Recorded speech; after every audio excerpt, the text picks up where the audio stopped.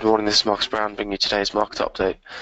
We start with news regarding the proposed expansion of Heathrow Airport, as expectations that the government will allow the airport expansion to continue to grow. Theresa May's Cabinet Committee on Airport Expansion will meet tomorrow, where a decision on how best to increase aviation capacity is anticipated within days.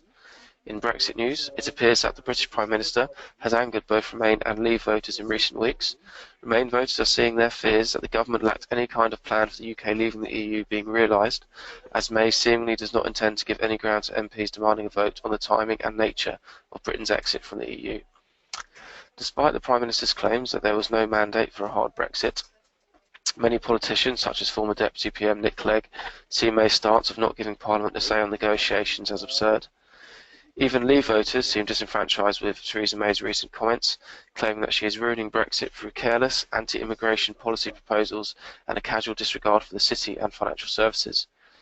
We remain in the UK, where it has been reported that London is continuing to present a drag on confidence. Despite confidence climbing to a 5-year high across the rest of the country, London witnessed a fall in consumer confidence, with many analysts looking at the vote to leave the EU as the primary cause.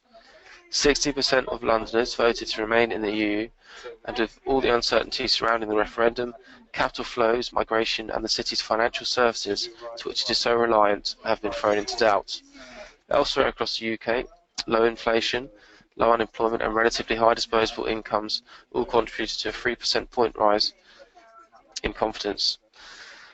In other news, leaders of the BRICS countries have met to discuss the economic prospects of their nations in Goa, with India and China looking to turn the 21st century into the Asian century. In corporate news, Electricals business Luceco has announced details of its float on the London Stock Exchange. It plans to list on Thursday with an offer price of 130 pence per share, valuing the company at around £209 million.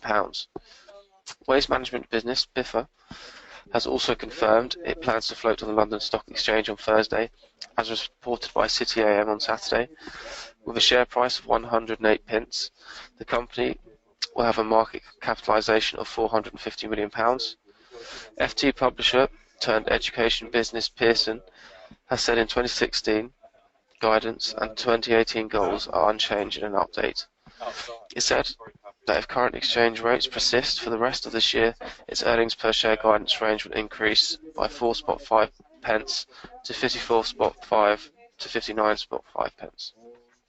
In upcoming data, 10 AM, EU Consumer Index for September is released. 1:30 sees the Empire State Manufacturing Index for October announced. At 2:30 PM, UK Leading Economic Index is announced by the Conference Board, and at 3:45 PM, MPC member Dr. Ben Broadbent gives his speech. Thank you for listening.